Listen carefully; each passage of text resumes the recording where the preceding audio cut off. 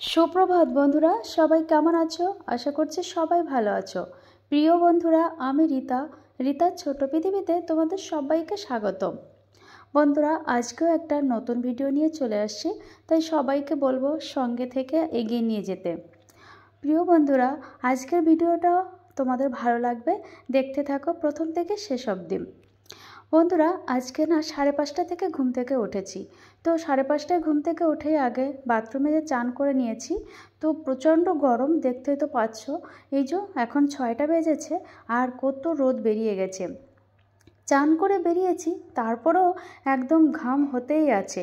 সবসময় তো পাখার নিচে বসে থাকলে হবে না, ঘরের কত কাজ থাকে, তাই না?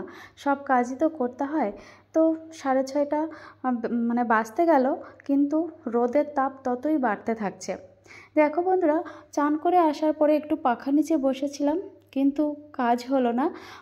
ঘেমেই যাচ্ছি। পাখার নিচে বসে থাকলেও তো হবে না, কারণ কাজ করতে হবে, তাই জন্য। তো ঘরের সব কাজ করব এখন। আগে জানলা দরজা খুলে দিয়েছি, তারপরে আমি যে বাসন টাসন ছিল রান্নাঘরে, ডাইনিং রুমে, সব কিছু আমি কলপারে রেখে দিয়েছি এবং সব জায়গা পরিষ্কার করেও নিয়েছি। তারপরে বাসনটা মেজে ধুয়ে এই যে ঘরে চলে এসেছি। ডাইনিং রুম, রান্নাঘর আর আমার যে বেডরুমটা, এইগুলো আমি পরিষ্কার করে ঝাড় দিয়ে নিয়েছি।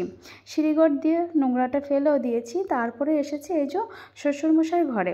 শ্বশুরমশাই আর শাশুড়ি মা দুজনেই হাঁটতে গেছেন, আর ছেলে তো উপরে ঘরে ঘুমোচ্ছে। তো শ্বশুরমশাই যতক্ষণ বাড়ি থাকে সবসময় খাটের উপর থাকেন এবং টিভি দেখেন।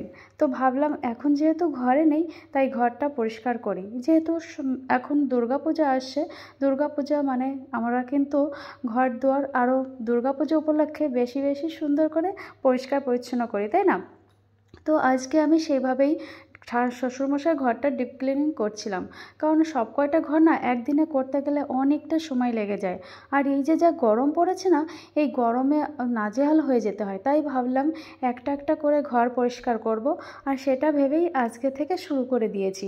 দেখো বন্ধুরা, প্রথমে আমি বেডশিটটা তুলে নিয়েছি, তারপরে দেখলাম ঘরে একটু চারিপাশে ঝুল পড়েছে। আমি সিলিংয়ের ঝুলটা আগের দিনই সব ঘরের আমি ভেঙে দিয়েছি, কিন্তু এখানে যে তারগুলো দেওয়ালের সঙ্গে আছে, তার সঙ্গে দেখছি অনেকগুলো মাকড়সার জাল বেঁধে রয়েছে। তাই জন্য ওটাকে আমি ঝাড় দিয়ে নিয়েছি। তারপরে দেখছি খাটের পাশেও অনেকটা মাকড়সার জাল বেঁধে রয়েছে।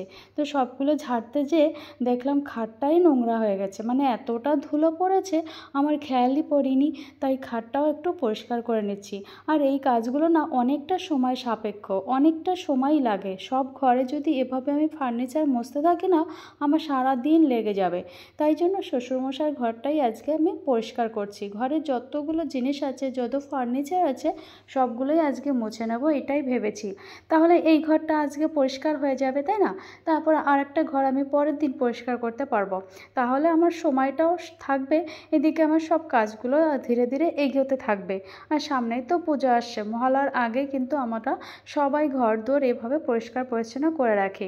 পরিষ্কার আমরা প্রতিদিনই করি, কিন্তু এই পরিষ্কার করাটা একটু অন্যরকম হয়। প্রতিটা একটা ঘর একদম সুন্দর পরিষ্কার পরিচ্ছন্ন করে একটা দিনই পরিষ্কার করা হয়। তারপরে দেখো বন্ধুরা, এই যে পরিষ্কার করে মুছে তারপরে বেডশিটটাও পেতে দিলাম, আর এই যে বালিশের কভারগুলোও আমি খুলে নিচ্ছি। আর দেখো বন্ধুরা, শ্বশুরমশাই যদি ঘরে বসে থাকে তখন না আমি একদমই পারি না, কোন কাজটা কিভাবে করব, ওনার সামনে আমার একদমই হয় না। তাই নিলিবিলি নিজের মতন করে কাজ করছি। পাখা চলছে উপরে, কিন্তু তারপরেও ঘাম হচ্ছে, প্রচণ্ড ঘাম হচ্ছে। কারণ যত দিন বাড়ছে, টাইমটা যতটা বেড়ে যাচ্ছে, আকাশে রোদের তাপটাও ততটা বাড়ছে, এটাই আমার কাছে মনে হচ্ছে। তো দেখো, এই যে সব কিছু করে নিয়েছি। আর যে বেডশিট বিছানা চাদর আছে, ওগুলো তো ধুতে হবে, ওগুলো আমি ভিজিয়ে রাখবো, এখন আর ধুয়ে দেবো না। এদিকে ছেলেকে আবার ঘুম থেকে তুলতে হবে, ওরকে পড়াতে হবে। যেহেতু আজকে হচ্ছে শনিবার, তো সকালের দিকটা ওর পড়া নেই। আমরাও রোজ দিন শনিবারে বাড়ি থাকি না, তো আজকে আর যাওয়া হয়নি। তো ছেলে বলল, মা একটু দেরি করে উঠবো। ঠিক আছে, দেরি করে উঠো, একটু বাদে কিন্তু উঠে 7টা নাগাদ উঠে কিন্তু পড়তে বসতে হবে। তো 6:30 তো বেজে গেছে, ওর কাছে আবার যেতে হবে, ওকে না ডাকলে একদমই উঠবে না। ফোন একটা ওর কাছে রেখে এসেছি যে নিচ থেকে আমি ফোন করে দেব, তারপরে উঠে আসবে। যত সময় না ডাকবো উঠবেই না।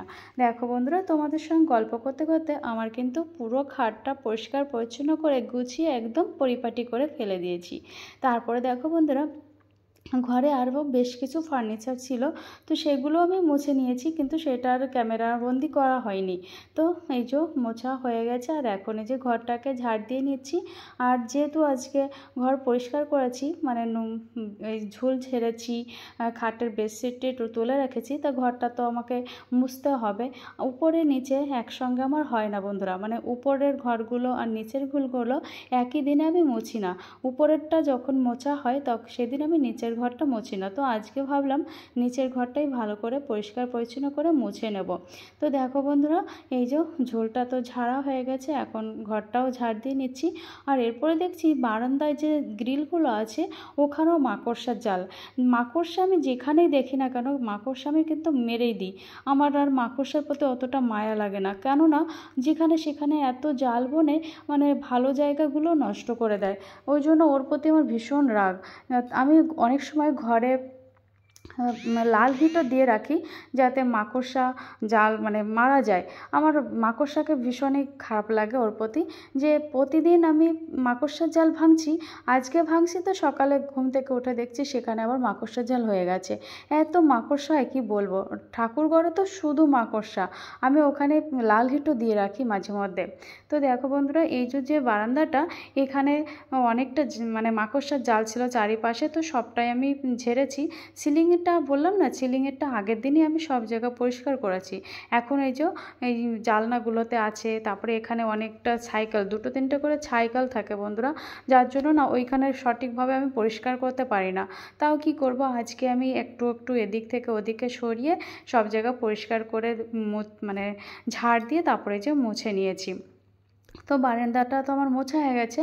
আর একটা ভালো কথা হচ্ছে, কেউ এখনও বাড়িতে আসেনি, তার আগে কিন্তু আমার ঘরটা ঝাড় দেওয়া মোছা হয়ে যাচ্ছে। আর পাখাও চালিয়ে দিয়েছি যাতে তাড়াতাড়ি মানে শুকিয়ে যায়। কারণ ঘর মোছার সময় যদি কেউ এই মানে ভিজে জায়গা দিয়ে হাঁটাহাঁটি করে না, দেখে আমার তো ভীষণ রাগ হয়। সে সময় খুবই কষ্ট হয় যে এত কষ্ট করে ঘর মুছেছি এখনও শোকায় পারেনি, তার উপর দিয়ে হাঁটছে।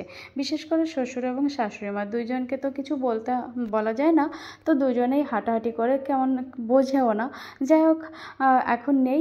আমার এটাই আজকে খুবই ভালো লাগলো যে ওনারা ঘরে নেই, আর আমি ঘরটা নিজের মতন করে একদম মানে নিলিবিলি সুন্দর করে পরিষ্কার পরিচ্ছন্ন করে নিয়েছি।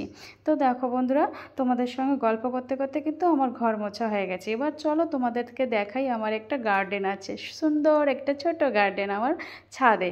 দেখো বন্ধুরা, এখানে শুধু সবজি গাছ নয়, ফুলের গাছও আছে। কত রকমের ফুল ফল এবং সবজি গাছ আছে দেখো। এখানে কিন্তু বাঙি গাছ আছে, বাঙি হয়েছে, উচ্ছে গাছ আছে, লাউ গাছ আছে, পুঁইশাক গাছ আছে, আরও কত রকমের ফুল গাছ আছে। তো ঘর মুছে পরিষ্কার করে ছাদে এসেছি, আর ছেলেকে ডাকতেও এসেছি। তো দেখো বন্ধুরা, আমার সবজি বাগানটা তোমাদের কেমন লাগছে অবশ্যই কমেন্ট করে জানিও।